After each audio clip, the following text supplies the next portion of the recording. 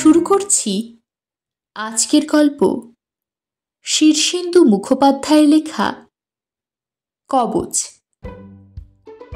আরে হরিপদবাবু যে, প্রাতঃপ্রণাম প্রাতঃপ্রণাম। প্রাতঃপ্রণাম, কিন্তু আপনাকে তো ঠিক চিনতে পারলুম না মশাই। তার তাড়াহুড়ো নেই, ক্রমে ক্রমে চিনবেন। আগে কুশল প্রশ্নাদি সেরে নি, তারপর তো অন্য কথা। তা বলি, আপনার খিদে টিদে ঠিক মতো হচ্ছে তো? রাতে বেশ সুনিদ্রা হয় তো? কোষ্ঠ নিয়মিত পরিষ্কার হচ্ছে তো? দেখছেন তো মশাই, বাজার যাচ্ছি। এখন কি আর এত খোতেনের জবাব দেওয়ার সময় আছে? কিন্তু হরিপদবাবু, প্রশ্নগুলোকে তুচ্ছ ভাববেন না। এইসব প্রশ্নের পিছনে গূঢ় উদ্দেশ্যও তো থাকতে পারে। এই যে ধরুন, আপনার মুখ দেখে মনে হচ্ছে রাতে ভালো ঘুমোননি, নানা রকম দুশ্চিন্তা করেছেন। আপনার তেমন খিদেও হচ্ছে না বলে মুখখানা আষ্টে করে রেখেছেন। কোষ্ঠ পরিষ্কার হচ্ছে না বলে আপনার মেজাজটাও বেশ তিরিক্ষি, ঠিক কি না? তা খুব একটা ভুলও বলেননি বটে। আপনার মতলবখানা কি বলুন তো? চলুন, বাজারের দিকে হাঁটতে হাঁটতেই দুটো কথা কয়ে নি। কথা কবার উদ্দেশ্যটা কি একটু বলবেন? খামোখা একজন উটকো লোকের সঙ্গে হাঁপুরহাঁটি বকে মরার সময় আমার নেই। আহা, চটে যাচ্ছেন কেন? ষষ্ঠীচরণ যে আপনার কাছে 5,000 টাকা পায়, আর সুদ সমেত সেই 5,000 যে 50,000 দাঁড়িয়ে যেতে বসেছে, আর পচা গুন্ডা যে ষষ্ঠীচরণের হয়ে আপনার গলায় গামছা দিয়ে প্রতি মাসে অন্যায্য টাকা আদায় করছে, সে তো আর আমার অজানা নয়। দাঁড়ান মশাই, দাঁড়ান। এসব গুজ্জ কথা আপনি জানলেন কি করে? মেয়ের বিয়ের সময় মোটে 5,000 টাকা ষষ্ঠীচরণের কাছে ধার নিয়েছিলুম। তখন কি আর জানতুম যে ওই 5,000-এর ফেরে আমার ঘটি বাটি চাটি হওয়ার জোগাড় হবে? ঠিকই বলেছেন মশাই, আমার খিদে হচ্ছে না, ঘুম উধাও, কোষ্ঠ পরিষ্কার হওয়ার লক্ষণই নেই। শুধু কি তাই হরিপদবাবু? গণক ঠাকুর সদানন্দ সরখেল যে শনির দৃষ্টি কাটানোর জন্য প্রায় জবরদস্তি একখানা নীলা ধারণ করিয়েছিলেন, তারও কিস্তি টানতে গিয়ে আপনি কি কম নাকাল হচ্ছেন? সদানন্দ আবার ভয় দেখিয়ে রেখেছে যে কিস্তি ঠিকঠাক না দিলে মহা ক্ষতির অভিশাপ লাগবে। তার উপর ধরুন, আপনার বাড়ির পাশেই মহাকালী ব্যায়ামাগারের আখড়া। তারা জোর করে আপনার জমির 2.5 ফুট বাই 60 ফুট দখল করে বসে আছে, আর আপনি প্রতিবাদ করলেই তেড়ে আসছে। এও তো সবাই জানে কি না? আশ্চর্য মশাই, আমি আপনাকে না চিনলেও আপনি তো দেখছি আমার সব খবরই রাখেন। তা মশাই, এত সব জানলেন কি করে? আপনি কি শত্রুপক্ষের লোক? ছি ছি হরিপদবাবু, এরকম অন্যায় সন্দেহ আপনার হলো কি করে? আপনার ভালো চাই বলেই না আর 5টা গুরুতর কাজ ফেলে আপনার সাহায্যের জন্য ছুটে এসেছি। আপনার গিন্নির বা হাঁটুর বাত আর অম্বলের অসুখের জন্যে ডাক্তার ভর্তি আর ওষুধের পেছনে আপনার যে হাজার হাজার টাকা বেরিয়ে যাচ্ছে, সে খবর জানি বলেই না আপনার দুঃখে দুঃখিত হয়ে না এসে থাকতে পারলাম না। কিছু মনে করবেন না মশাই, আজকাল লোক চেনা খুব শক্ত বলে একটু ধন্দ ছিল। এখন বুঝতে পারছি আপনি তেমন খারাপ লোক নন। নই তো।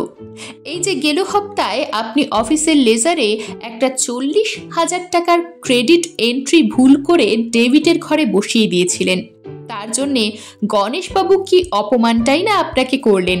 ইডিয়েট, গুড ফর নাথিং, অপদার্থ, মিসফিট, নন কমিটেড ইত্যাদি কি বলতে বাকি রাখলেন বলুন? তার উপর হেড অফিসে জানিয়ে আপনাকে পায়রাডাঙ্গায় বদলি করার হুমকিও দিয়ে রেখেছেন। আর আপনি ভালোই জানেন, পায়রাডাঙ্গায় বদলি হওয়া মানে আপনার ভবিষ্যৎ অন্ধকার। ওহ মশাই, আপনি নির্ঘাত অন্তর্যামী। এত খবর রাখেন দেখে আমি কেবল অবাকের পর অবাক হচ্ছি।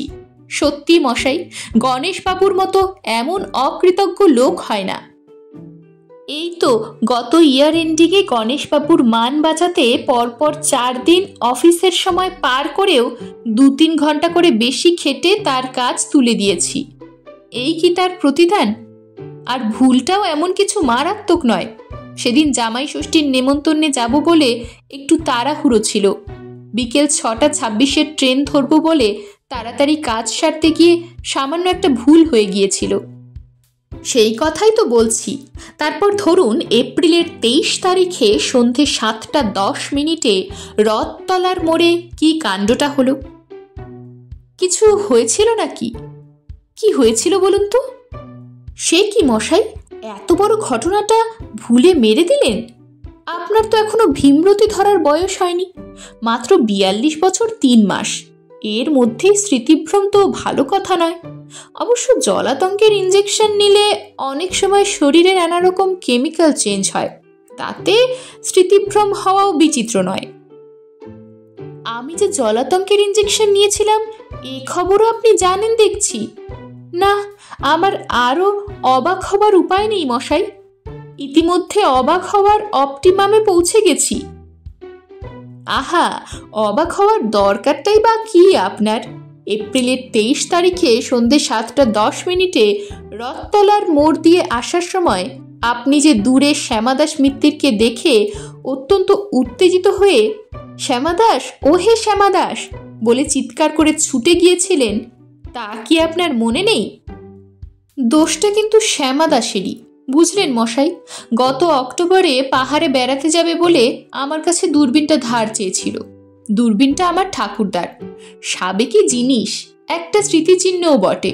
কিন্তু শ্যামাদাস এমন বেয়াক্কেলে যে দূরবীনটা 6 মাসের মধ্যে ফেরত দিল না। চাইলেই বলে দেব, দিচ্ছি। তারপর শুনলুম তার বড় শালা নাকি দূরবীনটা তার কাছে চেয়ে নিয়ে গেছে দক্ষিণ ভারতে বেড়াতে যাবে বলে। বলুন তো, টেনশন হওয়ার কথা নয়? তাই সেদিন তাকে দেখে ওরকম ব্যস্ত হয়ে ছুটে গিয়েছিলুম। আর তার ফলেই না আপনি রাস্তার একটা নেড়ি কুকুরের লেজ মারিয়ে ফেললেন, আর কুকুরটাও ঘ্যাক করে আপনার ডান পায়ে কামড় বসিয়ে দিলে। ওফ, সে একটা দুঃস্বপ্নের মতো ঘটনাই বটে। তবে আপনি যে অন্তর্যামী সে বিষয়ে আমার আর কোনো সন্দেহই নেই। এসব ঘটনা আমার বাড়ির লোক আর অফিসের কলিগরা ছাড়া কেউ জানে না। কুকুরের কামড়ের চেয়েও অনেক বেশি যন্ত্রণা হলো পেটে অতগুলো ইঞ্জেকশন নেওয়া। সে কি অসহ্য অবস্থা, তার বলার নয়।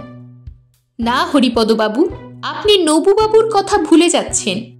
আপনার দুর্ভোগের জন্য নবুবাবুর অবদানের কথাটাও একটু ভাবুন। সেবার অ্যানুয়াল পরীক্ষায় নবুবাবুর ছেলে গজা অঙ্কে 22 পেয়েছিল। নবুবাবু তখন আপনাকে গজার প্রাইভেট টিউটর রাখেন। অঙ্কের মাস্টার হিসেবে আপনার খুবই সুনাম। গজাকে অঙ্ক শেখানোর জন্য আপনাকে নবুবাবু মাসে 700 টাকা দিতেন। তা দেবেন নাই বা কেন? নবুবাবুর টাকার লেখাজোকা নেই, আর গজাও তার একমাত্র ছেলে। কিন্তু হাফ ইয়ারলি পরীক্ষায় অঙ্কে 11 পেল এবং অ্যানুয়ালে পেয়েছিল মাত্র 3। এতে ক্ষিপ্ত হয়ে নবুবাবু আপনাকে ছাড়িয়ে তো দিলেনই, তার উপর প্রতিহিংসায় উন্মত্ত হয়ে আপনার বিরুদ্ধে মামলা করলেন। অভিযোগ ছিল আপনি ইচ্ছে করেই গজাকে ভুলভাল শিখিয়েছেন।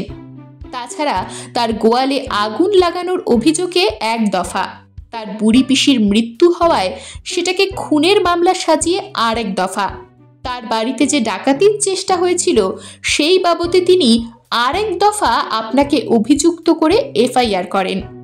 পুলিশ একবার আপনাকে নিয়ে গিয়ে থানার লকআপে 1 রাত্রির আটকেও রাখে।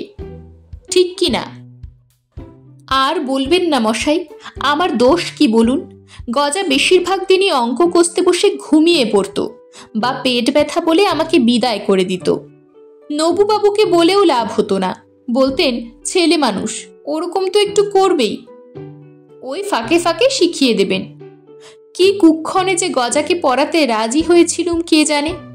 নবুবাবু আমার জীবনটাই অসহ্য করে তুলেছেন। হ্যাঁ, সম্প্রতি তিনি আপনার বিরুদ্ধে একটা জালিয়াতির মামলা করার জন্যেও তৈরি হচ্ছেন বলে শুনেছি। ওরে বাবা, তাই তো বলছি, আপনি কেমন আছেন সেটা জানা বড় দরকার। যে আজ্ঞে, ভেবেচিন্তে মনে হচ্ছে আমি বিশেষ ভালো নেই। আমার ঘুম হচ্ছে না, খিদে হচ্ছে না, কোষ্ঠ পরিষ্কার হচ্ছে না, বুক দূর দূর করে, শরীর দুর্বল লাগে, মাথা ঘোরে। আহা, তার জন্য চিন্তা কি হরিপদবাবু? আমি তো আছি। আপনি আছেন, কিন্তু কিভাবে আছেন? আপনার দুঃখ দুর্দশা দেখে আমার প্রাণ কেঁদে উঠেছিল বলেই তো হিমালয়ে পাহাড়ি বাবার কাছে ছুটে গিয়েছিলাম। বলেন কি, আমার জন্যে আপনি হিমালয় ধাওয়া করেছিলেন? আপনি তো অতি মহৎ মানুষ মশাই, কিন্তু আমি তো আপনাকে চিনিও না। তাতে কি, আমার চেনা অচেনা ভেদ নেই। আপনার দুঃখের কথা পাহাড়ি বাবার শ্রীচরণে নিবেদন করতেই উনি টানা 5 বছরের ধ্যান সমাধি থেকে জেগে উঠে খুব চিন্তিত মুখে বললেন, তাই তো, হরিপদর সময়টা তো বিশেষ ভালো যাচ্ছে না, এর একটা বিহিত তো করতেই হয়। বলেন কি মশাই? তবে আর বলছি কি, পাহাড়ি বাবার মহিমা তো জানেন না, সাক্ষাৎ শিব স্বয়ম্ভু। তিনি প্রসন্ন হলে আর চিন্তা কিসের? তা তিনি সব শুনে টুনে আপনার উপর প্রসন্ন হয়ে একটা এক্সট্রা স্পেশাল বগলামুখী কবচখানা পাঠিয়ে দিয়েছেন। মঙ্গলবার সকালে কাঁচা দুধ, দই আর গঙ্গা জলে শোধন করে ধারণ করবেন। দেখবেন সব গ্রহ বৈকল্য কেটে গিয়ে আপনি একেবারে অন্য মানুষ।